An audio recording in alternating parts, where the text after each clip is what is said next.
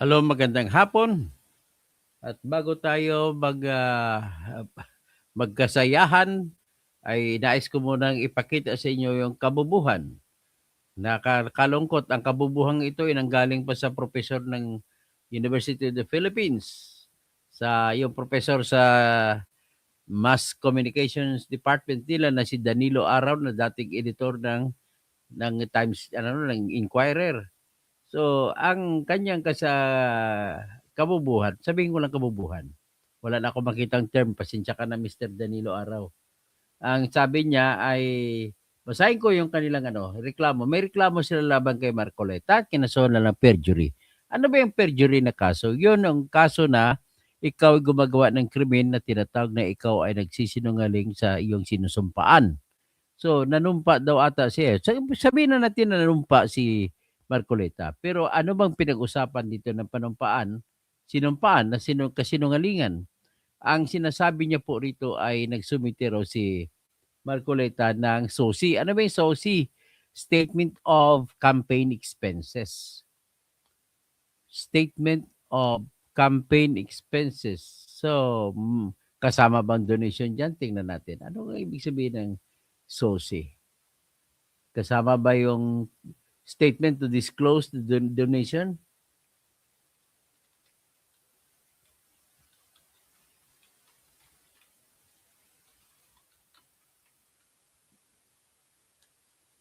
SOSI.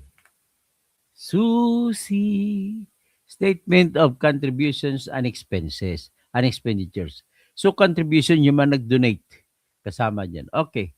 Ikala ko campaign expenses. So, statement of contributions and expenses. This is required document that candidates and political parties must file with the COMELEC within 30 days after an election, detailing all campaign contributions received and expenditures made, even if they received no funds or spent nothing.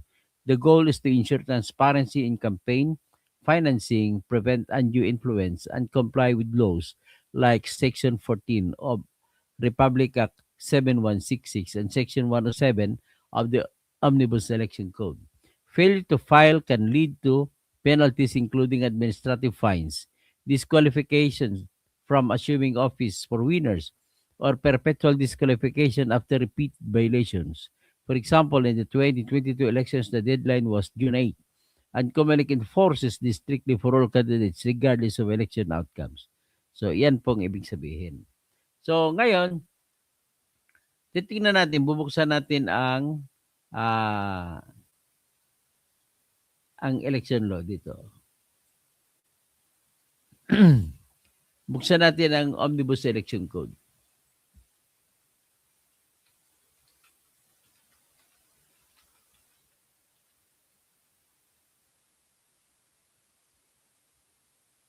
Section 107 daw. Section 107.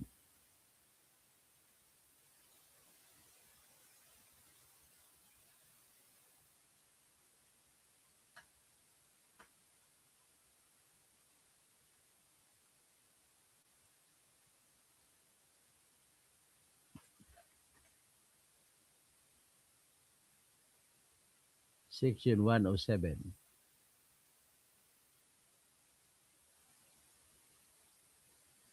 O sige, basahin ko Section 107. Nagsasabi na statement of contributions and expenditures. Every candidate and treasurer of a political party shall, not later than 7 days or earlier than 10 days before the day of the election, file in duplicate with the office indicate in the following section full, true, and itemized statement of all contributions and expenditures in connection with the election. Within 30 days after the day of the election, said candidate and treasurer shall also file and duplicate a supplemental statement of all contributions and expenditures. So, place for filing statements. Okay? So, ang penalty dito is nasa penalty clause. So, ngayon, ang tanong, nagsinungaling ba si Marcoleta sa hindi niya pagsabi kung sino ang nagbigay sa kanyang ng tulong o donation para sa kanyang kampanya? Yan po ang tanong dito. May kasinungalingan ba na nangyari just because na hindi niya dinisclose, hindi niya binanggit kung sino ang nagbigay sa kanya ng donasyon? Yan ang tanong. Ang tanong ay, may perjury ba? Ibig sabihin perjury, may krimen ba siyang ginawa na nagsinungaling siya dahil hindi niya binanggit kung sino nag-donate sa kanya, sa kanyang kampanya sa election? I don't think so. So sabi ito, pakibago natin i-explain, pasahin muna natin ang mga sinabi ni Professor Danilo Araw. Sabi niya, election watchdog group kontra Daya, siyang watchdog group ng president, led by Danilo Araw and advocates of public interest law, Alexander Lacson, o si Attorney Alice Lacson, and Dino De Leon filed a complaint on Friday, December 5, in connection with the statements Marcolita made in the television interview on November 7. By his own admission, respondent publicly acknowledged receiving campaign contributions for the May 12, 2025 senatorial elections but deliberately declared zero contributions in his own SOSI. So, statement of assets and expenditures. Ang alam ko nito, nag-declare siya ng, parang ang pagkaintindi ko sa kanya, ay nag-declare siya na may contributions, hindi niya lang binanggit kung sino ang nagbigay. The complaint. This acts considered perjury under Article 183 otherwise Penal Code, which penalizes any person who, having taken an oath before competent officer, willfully and deliberately asserts. Wala namang falsehood dito. Well, you better check, Attorney Alex Lacson, tsaka si Attorney Dino De Leon. You better check your law and you better check what actually Marcoleta did. Hindi ko rin, pero ang pagkakaintindi ko sa sinabi ni Marcoleta ay hindi na niya dinisclose kung sino ang nagbigay. Maring sinabi niya may contributions but he did not mention who the names of these contributors are. Yun ang sinasabi niya doon. So kung ganun, wala pong dishonesty, walang tinatawag na perjury. Kaya yan po ang akin na masasabi rito. O sabi niyo, disadmission shows that consciously, hindi po nga niyo nakita, admission lang, nakikinig kayo sa TV. O asan bang admission? O pakinggan natin ang sinabi ni Marcoleta para sabihin natin kung ano ba talagang ginawa. Pero kung ako tanongin mo, wala pong nangyaring kasinungalingan na ginawa si Marcoleta.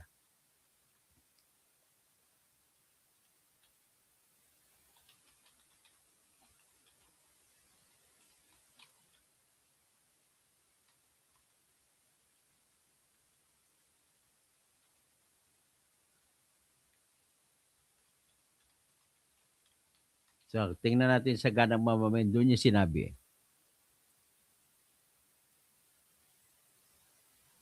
Mukhang ito ata.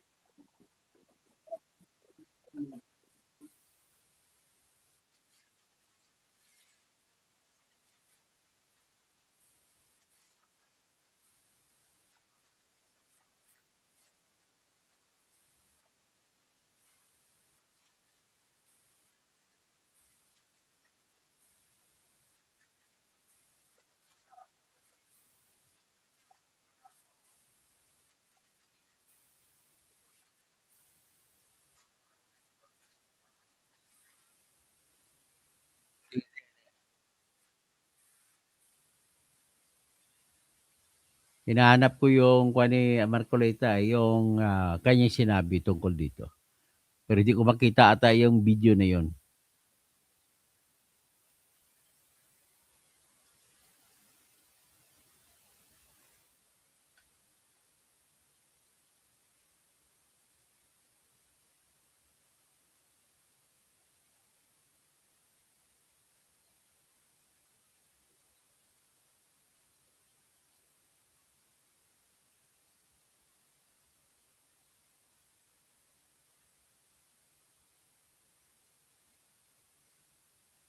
Ito, tingnan natin.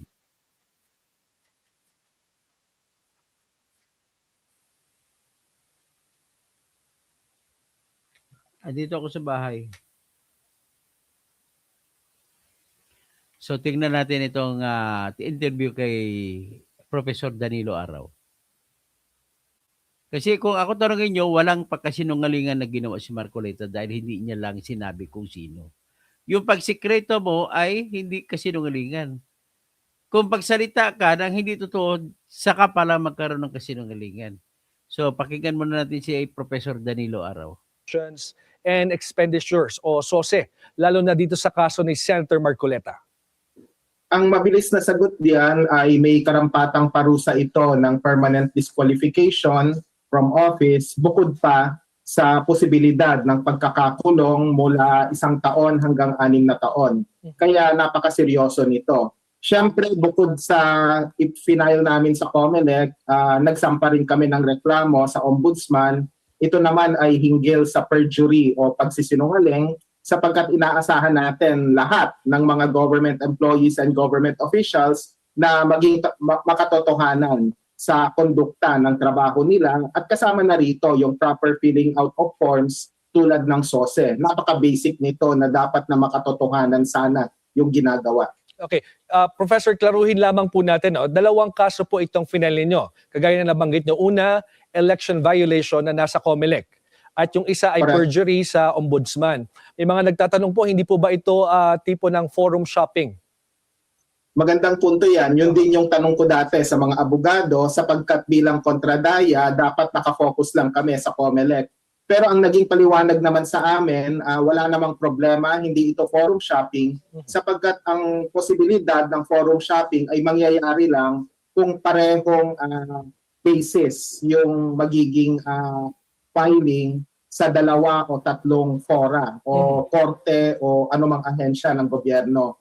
Ulitin ko lang for the benefit of the listeners and viewers, George, ang final namin, perjury sa Ombudsman at violation of the Omnibus Election Code sa COMELEC. Bagamat yung mga facts ay almost the same, iba naman yung grounds sa perjury at saka sa violation of the Omnibus Election Code. So hindi ito matatawag na forum shopping.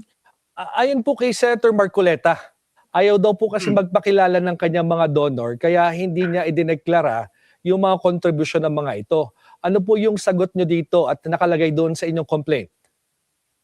Siyempre, labag ito sa batas sapagkat in not so many words, yung grounds ng reklamo namin ay yung provision sa Omnibus Election Code na dapat makatotohanan ang sinusulat mo.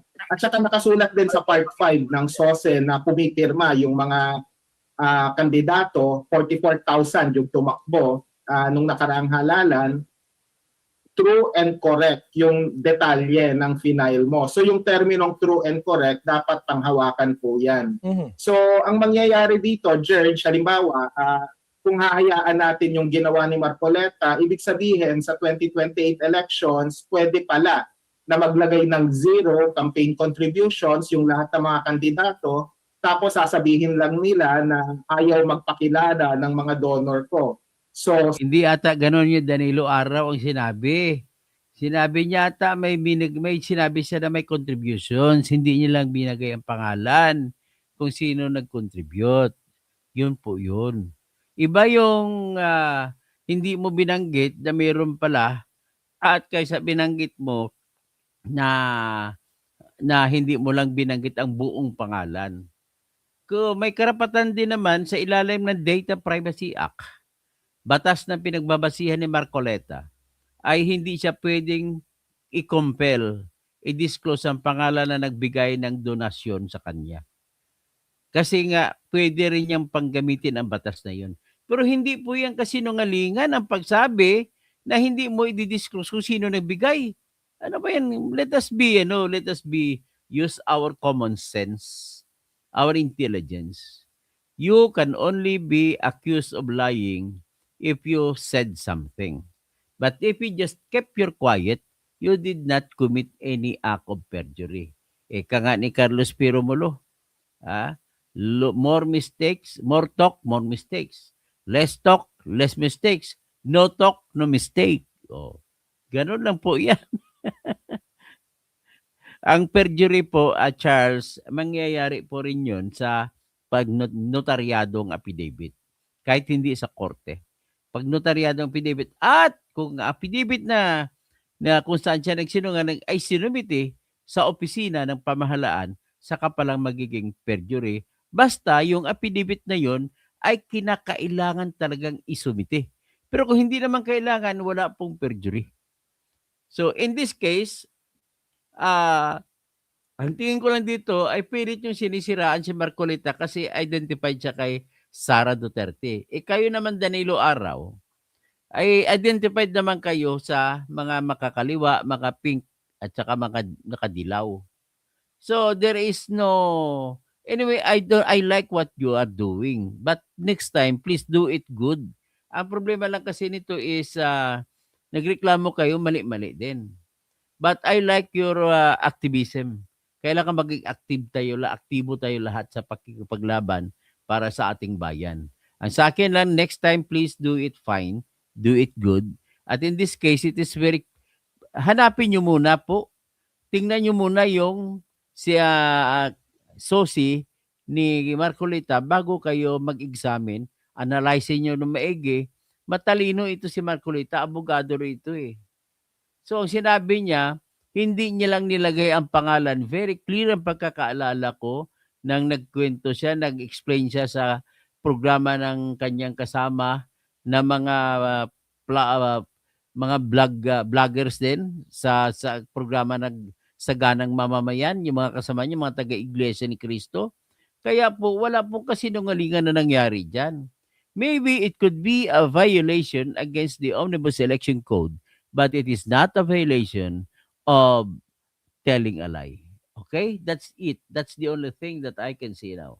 Sana naman ay ayusin nyo naman ang inyong pagkatira. Kaya napapansin ko po lahat ng mga anti-Duterte kayo, nagsama-sama kayo, tapos lahat na lang ng pagkamaritis lang ginagamit ninyo basta laban sa Duterte, masaya kayo. Ganun po. Dapat gumamit kayo ng tamang katotohanan. Anong sila 55, hindi yan sarili na kailangan na hindi mo naintindihan ang pinagsasabi mo, pagbigyan kita. Ang tinatawag, ang may kapangyari, pag ikaw nag-donate SELED, may karapatan ka na sabihin mo sa tao, nagbigay ka ng pera, na huwag mo na isama pangalan ko. Sa ilalim ng Data Privacy Act. So, respetuhin yan ni Marcoleta. Ako naman si Marcoleta na kailangan ko pang campaign funds, respetuhin ko yun. Hindi ba? Ganun lang ho kasimple yan. Ngayon, kung kinakailangan i-disclose, ay pwede niyang i-disclose. Sekreto lang, kay kumilik lang. Huwag nang iba makatingin. But that is not perjury. I beg your pardon. And it is not even a violation against the Omnibus Election Code. I beg your pardon. What is important is, inilagay niya na mayroong contribution. Hindi lang niya nilagay kung sino pangalan. Okay? Ikaw, sila, dilawan ka talaga eh. Kapareha lang kayo ni sinungaling na Trillanes. Puro mga imbento, biro mo si Trillanes magsasabi na 150 million daw ang binabay ni Duterte kay Attorney Kaufman. Wala pong abogado ganun. Tanungin mo kung sinong abogado tumatanggap naniningil 150 million kada buwan. Tarantado, bubos, gusto ko sampalin si Trillanes sa kasinungalingan. Sinungaling ka talagang tao ka. Mahilig ka mag-imbento. Oh. Tapos sabi ni Ferdan Binahon, Sir Toto, baka magralo ulit ang NC kapag ginigipit si Marcolita. Ganun nga ang mangyari sa kanila. Sabi ni Angeles, obob daw ako. Bakit paano ako naging obob? Tama ang pinagsasabi ko. Ikaw ang bobo, ang hairs, di ba? Hindi mo ka na magkwento dyan. Nahalata na tuloy na bobo ka. Paano maging kasinungalingan yung hindi ka lang nasabi? Kapag wala kang sinabi, wala kang kasinungalingan. No talk, no mistake. That's it. Wala siyang binanggit kung sino ang kanyang donor. Binanggit niya na may donation. That is not perjury. For God's sake. Kung you are the country and the Philippine people, si Romualdez, ang isakdal mo, attorney, Bubu Araw. Yan lang dapat si Bubu. Dapat si Romualdez sinasakdal nyo. Kinakampen pa na si Romualdez eh. Pinapaikot nyo pinapaikot nyo yung diversion, yung atake laban sa totoo magnanakaw eh. Totoo matalino si Trillanes, bobo po yan. Sinungaling yan. Marami siyang binabagit. Ang unang kasinungaling nakita ko kay si Trillanes ay yung sabihin niya na 150 million ang binabayad ni Duterte kay Koopman sa abogado yun sa ICC. Kabubuhan yan. Yan ang kasinungalingan pa, kabubuhan pa. O, di ba? Sino ang abogado pag may maniningil na 150 million? Itaga mo sa bato, wala ka makikita ganon. Kabubuhan. Ang totoo niyan, ang abogado ni Trinica, ni Duterte, binabayaran ng International Criminal Court ng 2 milyon kada buwan. Kasi lahat po sa International Criminal Court, standard na po yan. Okay? Magaling po ako, Maximo Meligrito. Magaling po ako.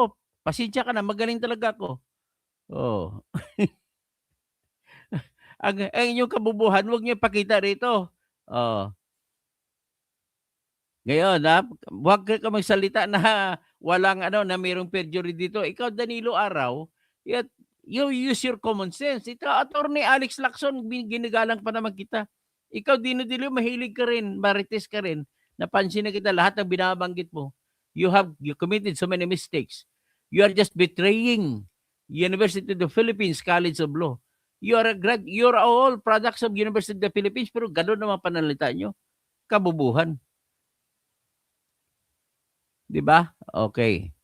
So hanggang dyan lang naman po. Yan lang naman po point out ko. At wala na akong ibang Hayaan ko ng iba to mga mga trolls. O sige, magandang hapon po sa inyong lahat.